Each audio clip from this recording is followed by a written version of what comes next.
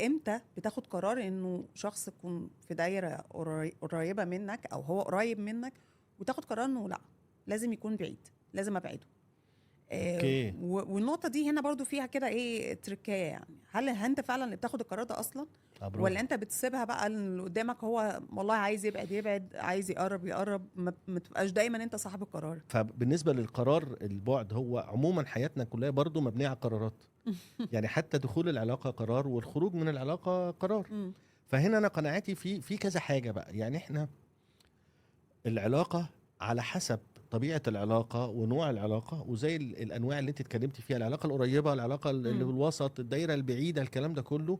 ال اكيد التصرف للشخص هيختلف تصرفه وهو بياخد القرار ده.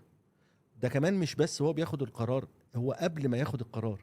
يعني هتلاقي اه. في مثلا لو علاقة قريبة قوي بياخد وقت طويل عقبال ما ياخد القرار ده. لو علاقة تانية ممكن وسط عادي هياخد وقت.